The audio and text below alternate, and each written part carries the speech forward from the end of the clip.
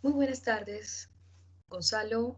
Esta es una sesión asincrónica, intentando también ya dar cabida e inicio a nuestra cátedra denominada Bases de la Investigación Jurídica.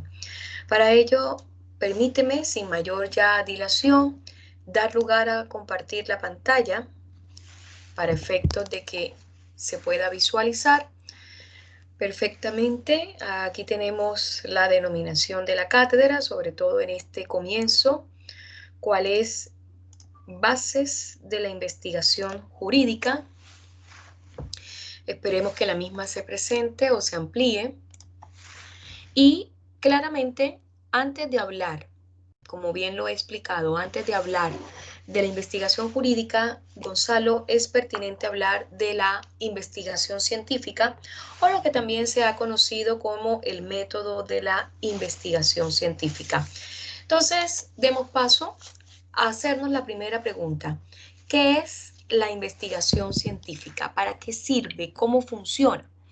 Y la investigación científica es un procedimiento de reflexión, de control y de crítica. Yo creo que estas van a ser tres palabras muy esenciales para el hecho de lo que a partir de estas tres denominaciones podemos, por supuesto, llegar a construir, que funciona a partir de un sistema y que se propone aportar nuevos hechos, datos, relaciones o leyes en cualquier ámbito del conocimiento científico.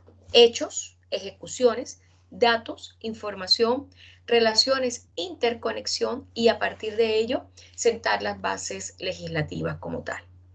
La información que pueda resultar de este proceso será por supuesto de carácter relevante, muy fidedigna, es decir, veraz, creíble, pero que de una u otra manera en todo ese paso o en todo ese caminar vamos a tener que iniciar o de una u otra manera ilustrarnos en aplicar una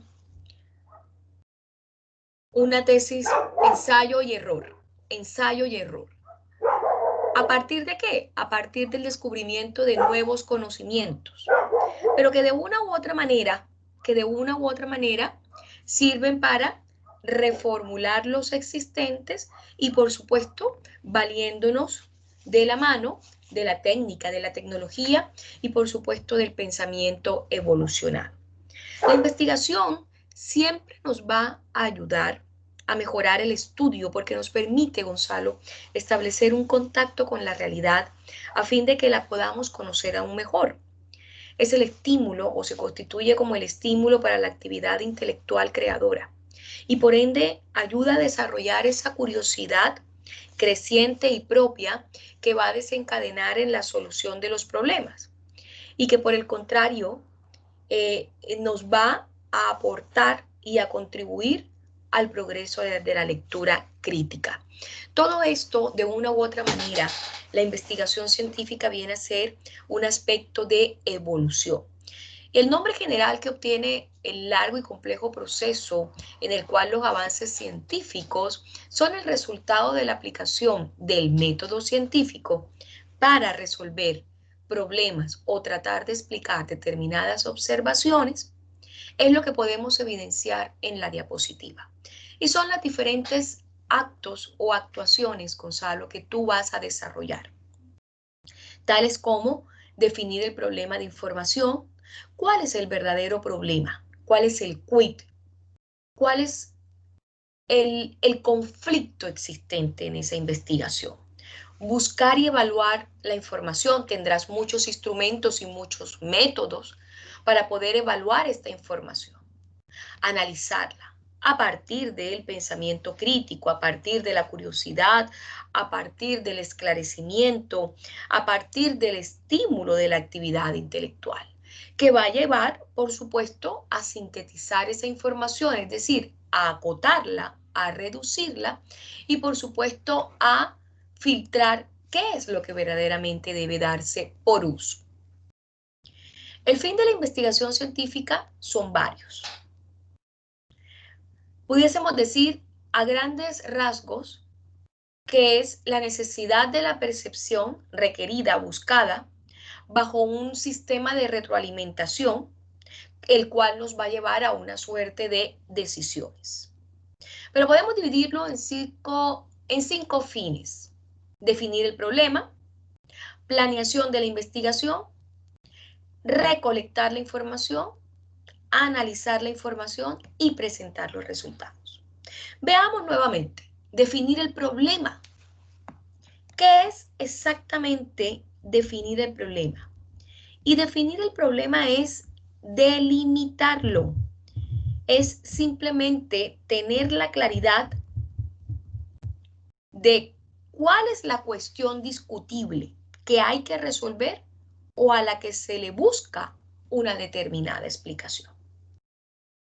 Planear la investigación, recuerdo que en una de las cátedras sello se daba, por cierto, el famoso diagrama de Gantt. Ese diagrama de Gantt nos va a redireccionar la planeación de la investigación. ¿Cuáles van a ser los tiempos en que se va a realizar la investigación?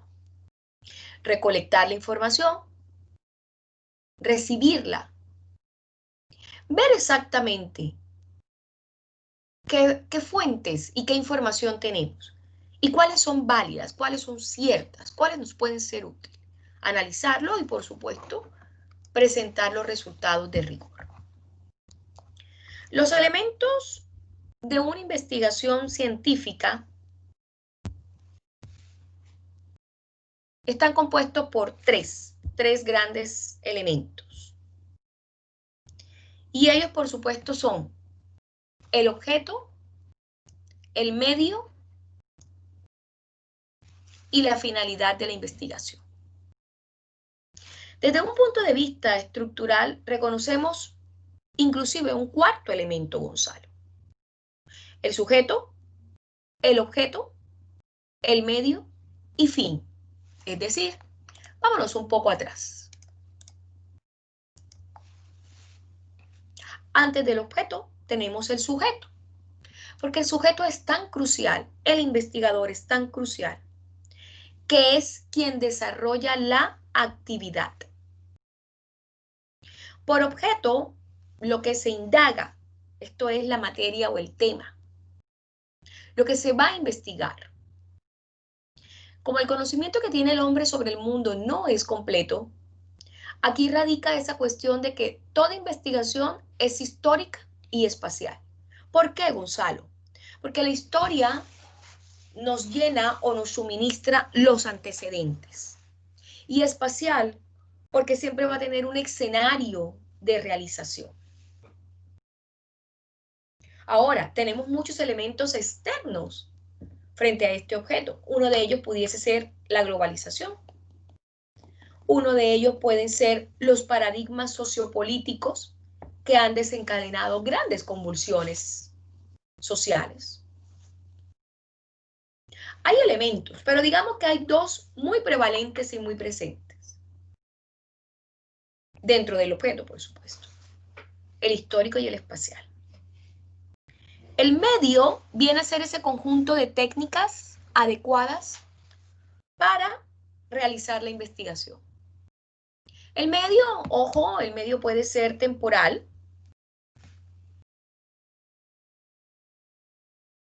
pero también puede ser permanente o definitivo cuando la tesis ha tenido unos resultados de carácter óptimo.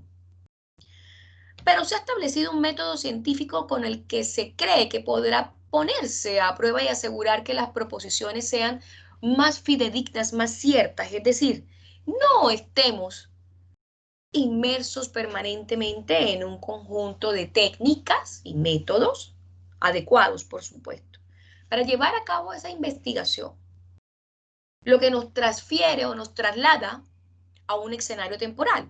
Busquemos a través del medio el escenario definitivo, es decir, en relación con la vacuna, no nos sirve un placebo. Recientemente veíamos que había una falla porque había generado en un paciente una mielitis aguda, a nivel, por supuesto, neurocerebral. Nos sirve que la vacuna esté y se quede, esté para quedarse, sea definitiva y sea verdaderamente una cura para el COVID. Hay que tener en cuenta que el método científico consiste en la observación, luego en la recolección de datos relevantes de esa observación, y que a partir de ello se formulará la hipótesis o teoría que pretendemos hacer validar. Se realiza la experimentación y a partir de ello se elabora la conclusión. El paso de la hipótesis, si bien en la investigación jurídica la hipótesis no tiene vigencia, pero sin embargo nosotros la vamos a estudiar. Es una suerte de técnica, Gonzalo. Si bien el método de investigación científica es la antesala de la investigación jurídica, no por ello tiene que ser exactamente igual. Pero estamos ubicados en la investigación científica y por ende en ella es aplicable la hipótesis, que es donde interviene la capacidad del científico. Mucho se dice que a partir de ahí es a donde el científico puede explayarse y puede estar equivocado luego de una conclusión ya ejecutada, ya realizada, ya propuesta, ya elaborada, y plantear, por supuesto, otra hipótesis alternativa que le dé otro camino. El último elemento es el fin de la investigación o la finalidad de la investigación, lo que se persigue, los propósitos de la actividad de búsqueda, que radica, por supuesto, en el desarrollo de una teoría o que radica en la solución de una problemática detectada. Son las razones por las cuales se puso en marcha la investigación. Y una parte puede involucrar la recolección de datos como una de las acciones que se debe realizar dentro del método de investigación científica, y otra parte puede vincularse con la elaboración de la demostración de una teoría o modelo, hipótesis. Esto sobre todo cuando hacemos trabajo en equipo. Ahora bien, Gonzalo, vamos a ir interrelacionando nuestro modelo de investigación científica con un modelo que ya tú conoces dentro del plano jurídico, que es nuestra famosa teoría del caso. Miren qué interesante. Aquí tenemos una estructura. Vamos a ubicarla mejor y creo que ahí estamos. La estructura fáctica o de estructura ejecutiva de la teoría, la postura de la Fiscalía o Ministerio Público y la postura de la defensa. En una teoría del caso cuyo fin es comprobar en juicio todos los planteamientos formulados por parte del ente acusador, nos mueve o nos encierra, sobre todo bajo la premisa del sistema acusatorio oral hoy por hoy, elementos de la investigación científica. En la estructura fáctica de la teoría de la Fiscalía hay que hacerse una suerte de interrogantes que fuesen suficientemente notorios también para abordar una excelente investigación. ¿Cuál es? ¿Cuándo? ¿Dónde? ¿Quién hizo? ¿Qué hizo? ¿Y a quién se lo hizo? Con esos 5 interrogantes, la Fiscalía versus defensa deberá absolverlo. El cuándo es el elemento de tiempo. ¿Te acuerdas que hablábamos del elemento espacial? Puede ser amplio o puntual o específico. El dónde es el elemento de locación, igualmente espacial. El quién lo hizo es el sujeto, es el elemento subjetivo activo. Porque si bien el investigador, quien coadyuva a la Fiscalía o el Ministerio Público en el proceso de investigación, aquí pasa a tener mucho protagonismo en la teoría del caso. ¿Quién lo hizo? ¿Quién se tomó el trabajo de ejecutar el iter criminis? Es decir, la trazabilidad para cometer y para consumar tal delito. ¿Qué hizo? La acción. La acción va muy ligada, por supuesto, con el objeto y con el medio. ¿Por qué razón? ¿Qué hizo? ¿Acción imputada o afirmada? Y debemos tener la claridad cuál fue el actuar. Exactamente cuál fue el proceder y por qué razón lo hizo. Eso nos va a arrojar una pregunta y otra. ¿Y con qué medios lo hizo para llevar a cabo tal actividad delictiva? ¿A quién se lo hizo? Es el elemento sujeto, subjetivo, pasivo. Que pasa a ser un tanto irrelevante dentro de la teoría del caso. ¿Por qué? Una vez absuelto estos 4 primeros interrogantes, el quinto lo tenemos de primero. Se estima, ¿no? Asumiendo que exista un cadáver.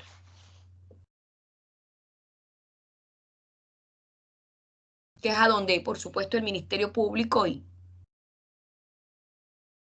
las policías acuden. Tenemos el cadáver. O sea, básicamente nuestra teoría del caso inicia aquí, en el quinto punto. Y se va, por supuesto, desglosando o aclarando de orden descendente hacia ascendente. Sigamos.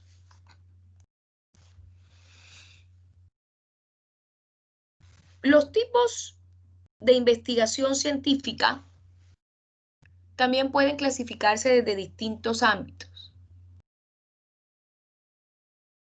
según su propósito y finalidad. Será una investigación pura cuando lo que se intente sea aumentar los conocimientos teóricos de una materia.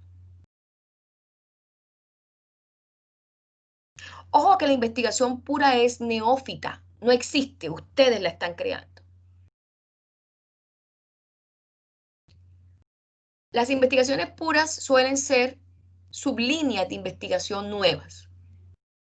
Es decir, hablamos de derechos humanos, ahora hablemos de la migración y cumplimiento de derechos humanos.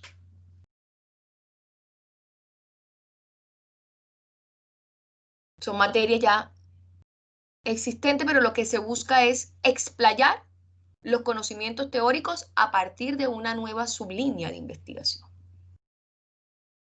Y la investigación aplicada, cuando los conocimientos apunten a aplicarlo a la realidad, al contexto. Según sus conocimientos previos, puede ser exploratoria, descriptiva o explicativa, muy propicia en la investigación jurídica. En el primer caso, se buscará un nuevo tema de estudio.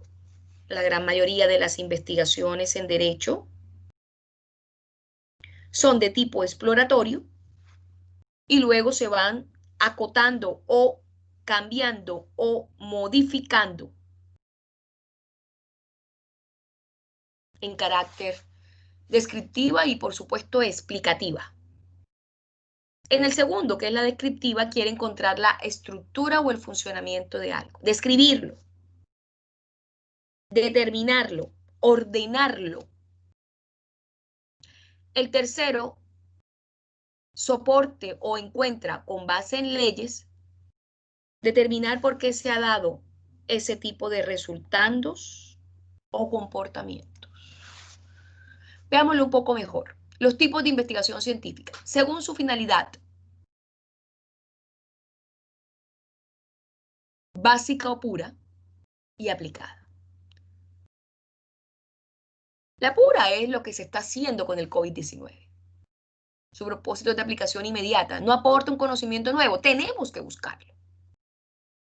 La aplicada, una vez que tengamos la vacuna, la investigación pasará de ser básica a aplicada. Según su diseño, una vez que tengamos la vacuna o tengamos los primeros indicios de la vacuna, estaremos ya, como sucede, las diferentes fases en la fase experimental.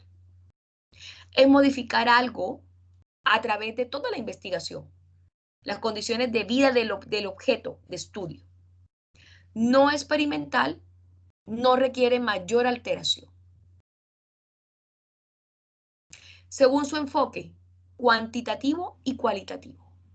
Ya lo veremos más a profundidad, Gonzalo, pero es necesario que tú tengas una claridad y una base de cuáles son los tipos de investigación científica.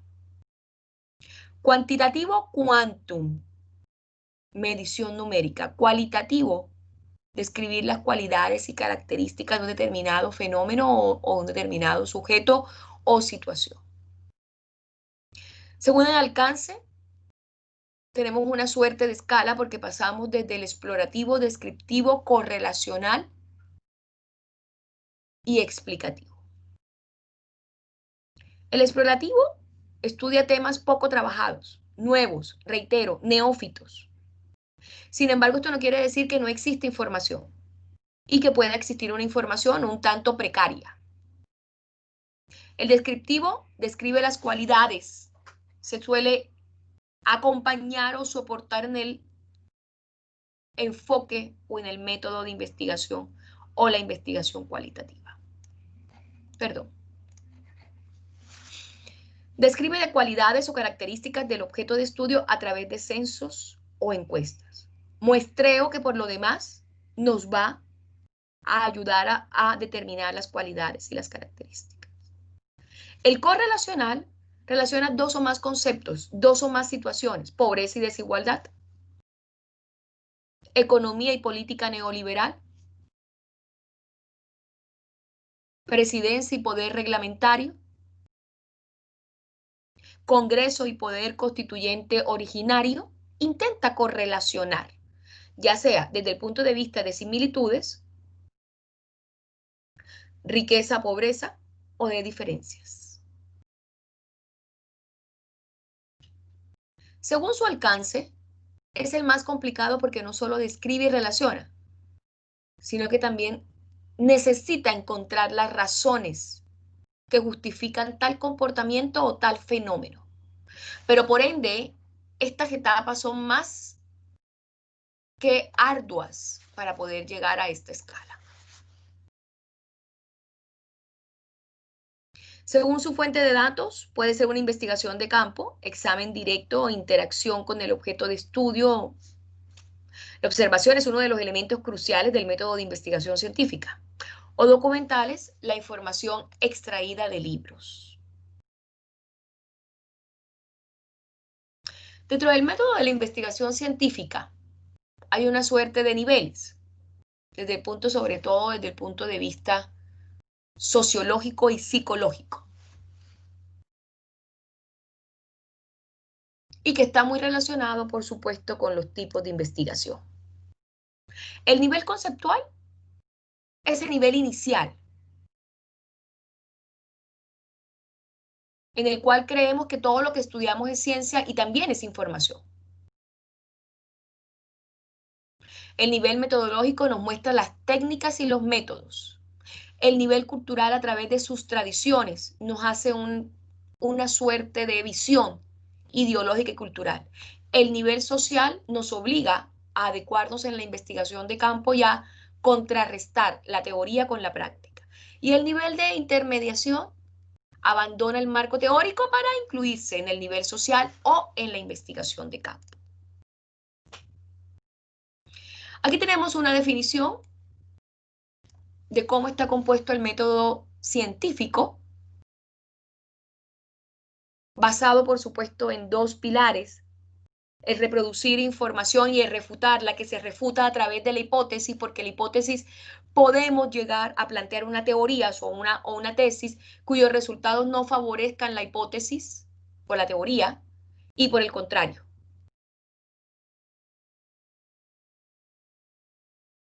La hipótesis como tal, o la teoría planteada, no nos va a ser útil. Y tenemos que volver atrás, porque las investigaciones pretenden obtener una suerte de resultados óptimos y positivos. Entonces, es el proceso de reproducir información y de refutarla. Las características puntuales del método de investigación científica o del método científico es que es sistemática porque hay una disciplina. Es circular porque hay una interacción continua entre la experiencia y la teoría. Es fáctico porque se ciña a los hechos, los antecedentes históricos, una de las grandes fuentes en materia de investigación. Y es autocorrectivo porque va rechazando o ajustando sus propias conclusiones.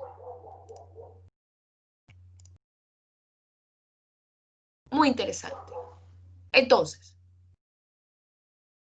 como la teoría del caso tiene elementos desde nuestro punto de vista jurídico, siendo una herramienta metodológica por excelencia, en la cual las partes pueden construir, recolectar, depurar y exponer su posición estratégica frente a los hechos en materia de proceso.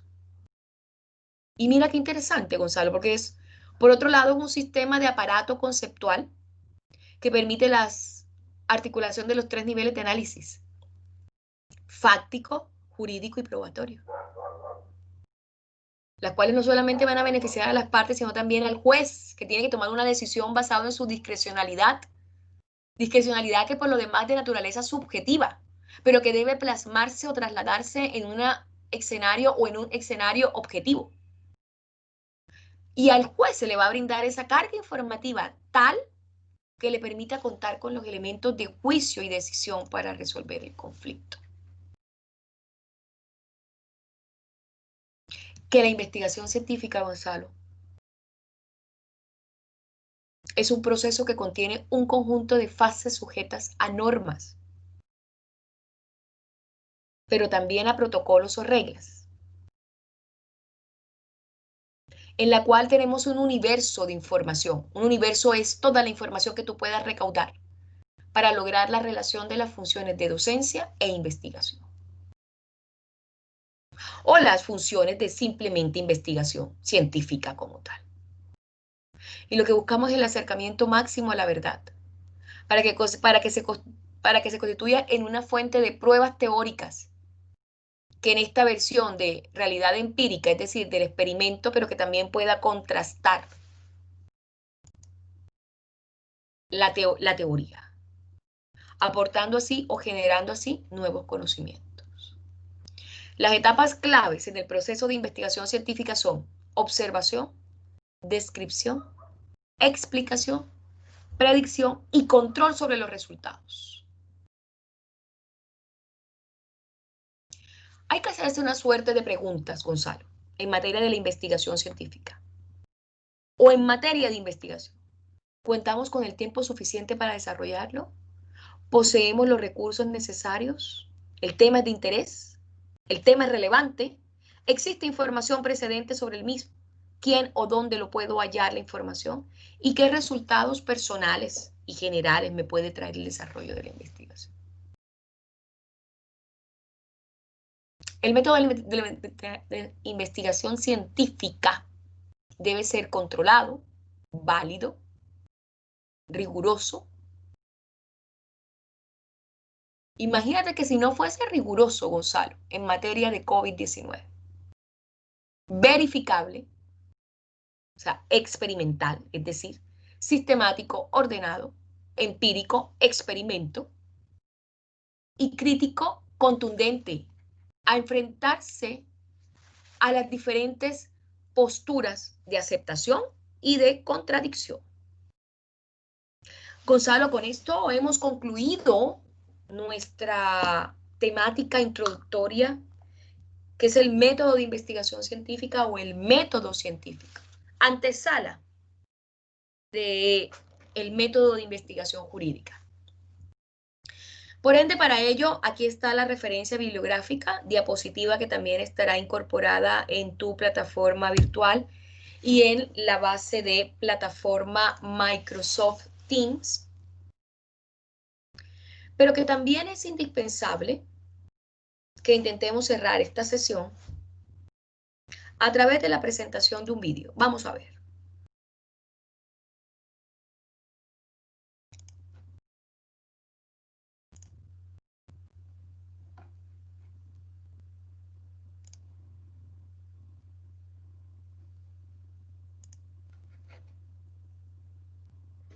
Hola, bienvenidos a Academia Internet. Hoy vamos a estudiar el método científico. Seguramente te has preguntado alguna vez cómo los científicos descubren las cosas. Pues lo hacen a través de un método. El método científico. Este método, por lo tanto, es el procedimiento que usan los científicos que les permite obtener conocimientos sobre un determinado tema y así responder preguntas, resolver problemas y explicarlos con el fin de que sean útiles para la vida de las personas. Este método consta de una serie de etapas o pasos. El primero consiste en observar un fenómeno, luego te planteas una pregunta, después buscas información, luego formulas una hipótesis, después compruebas con un experimento. Si es que no logras comprobar tu hipótesis con el experimento, no verifica, entonces vuelves a reformular otra hipótesis y así. Una vez que compruebes esa hipótesis, recién elaboras una conclusión. Vamos a proponer un ejemplo donde examinaremos cada una de estas etapas o pasos del método científico. El primer paso consiste en observar la aparición del fenómeno. En nuestro caso, vemos un hermoso y enigmático arco iris. Al observarlo detalladamente nos fijamos en su forma, un arco de circunferencia, luego nos detenemos en la belleza de sus colores. Podemos distinguir hasta 7 colores. También nos damos cuenta que el arco iris aparece cuando llueve y hace sol, pero al mismo tiempo, porque en otras oportunidades, cuando solo hace lluvia no aparece, ni tampoco cuando sale todos los días el sol no observamos el arco iris. ¿Recuerdas cuando éramos niños y hacíamos preguntas sobre todo lo que veíamos? Pues sucede que desde que nacemos tenemos el germen de la ciencia en nuestros genes, porque siempre hacemos preguntas. Cuando te formulas una pregunta, ya eres un pequeño científico.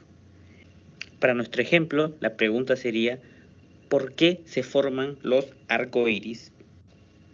Luego de hacer esta pregunta, lo siguiente que haces es buscar información. Las primeras respuestas las obtienes de las personas que están cerca de ti, tus padres, tus maestros, tus amigos, tus compañeros. Después buscas información en libros o en internet, todo acerca del fenómeno que quieres conocer. Para nuestro ejemplo, leyendo descubrirás que otras personas hace mucho tiempo se hicieron las mismas preguntas que tú y llegaron a algunas conclusiones. Por ejemplo, hace mucho tiempo un científico, Isaac Newton, descubrió que la luz no es blanca y que se puede descomponer en 7 colores. Lo descubrió a través de un experimento. Haciendo pasar la luz a través de un prisma, logró descomponer la luz que proviene del sol en 7 colores. Con toda esta información, vamos al siguiente paso. Después de la observación y la información obtenida, tienes que plantear una posible explicación del fenómeno, tratando de responder la pregunta que te formulaste al inicio. ¿Por qué se produce? Esta explicación se llama hipótesis y no es más que una posible respuesta a una pregunta y que se puede poner a prueba.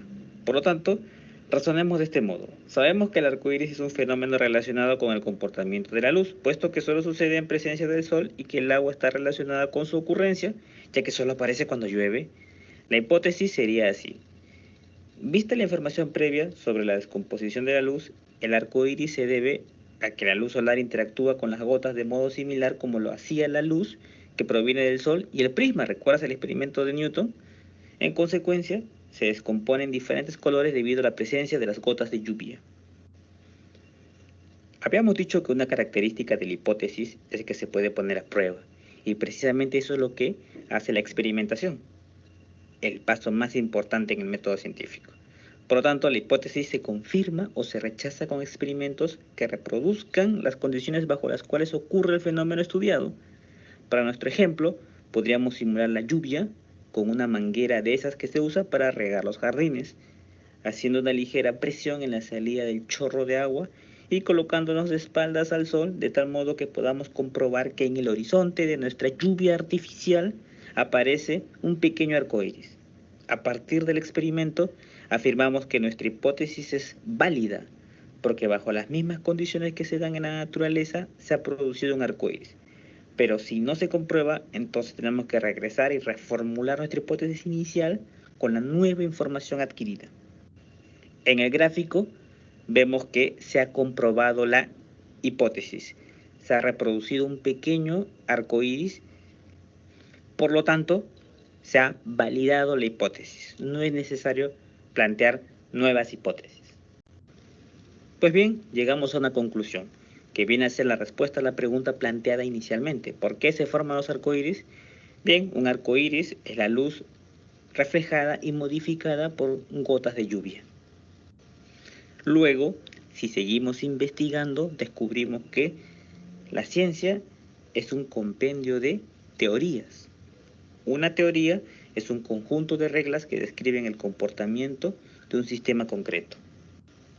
En el caso del ejemplo, la situación mostrada pertenece a la teoría corpuscular de la luz. Luego, si seguimos avanzando, nos encontramos con las leyes, que son reglas particulares que se encuentran presentes en todas las teorías, por lo que se les considera de aplicación universal. Sin embargo, hay que tener en cuenta que en la ciencia no hay nada absoluto, ni que no resista una contradicción. Precisamente ahí radica parte de su belleza, puesto que no hay nada que no pueda ser refutado, y suele suceder que cuando respondemos una pregunta satisfactoriamente surgen otras preguntas, y así sin cesar, retroalimentándose constantemente, con la posibilidad de que alguna de ellas pueda hacer que quizá en algún momento cambie todo. Si el video te gustó, suscríbete, comparte en tus redes. Muy bien, Gonzalo. Como te he reiterado, la hipótesis es un aspecto que es contemplado dentro del método de la investigación científica, pero dentro de nuestro método de investigación jurídica no es contemplado dentro de la técnica. Eso también para que ya vayamos perfilando el conocimiento y la hipótesis siempre va a ser la suposición hecha a partir de unos datos que sirven de base para iniciar, por supuesto, una investigación o una argumentación, aunque podemos utilizarla. Claramente podemos utilizarla, vamos a dejar de compartir pantalla, podemos utilizarla, no hay algo que nos lo prohíba hacer. Pero también hay que tener esta claridad que en cuanto a técnica en la investigación jurídica, la hipótesis no está considerada. Y a contrario, sensu, aplicamos lo que se dice una teoría de derecho. Pero reiteremos, el método de investigación científica tiene como sus bases la observación, la exploración, la recolección de datos y, por supuesto, la conclusión. Dentro de estas etapas está incluida la hipótesis, cuyo enunciado de una u otra manera no está verificado y una vez refutado o confirmado, dejará de ser hipótesis para ser parte, por supuesto, del contenido teórico de la investigación y, por supuesto, de los resultados. La hipótesis es una conjetura científica que requiere una contestación. Cuando digo conjetura, Gonzalo, es una pregunta y esa pregunta requiere una respuesta. Entonces, para ella no son solamente los argumentos basados en especulaciones o basados en simples suposiciones o en simples persuasiones como tal, por más elaborado que esto puedan llegar a ser. Ella necesita una respuesta. Entonces, fíjate, por eso lo importante de las hipótesis. En su momento también vamos a ver qué tipo de hipótesis existen. Gonzalo, esta era la introducción al método de la investigación científica. En nuestra próxima clase asincrónica, fortaleceremos este conocimiento y también hablaremos de la investigación dentro del proceso formativo académico y los desafíos que ella implica. Mira qué tema tan interesante. Me despido. Excelente jornada.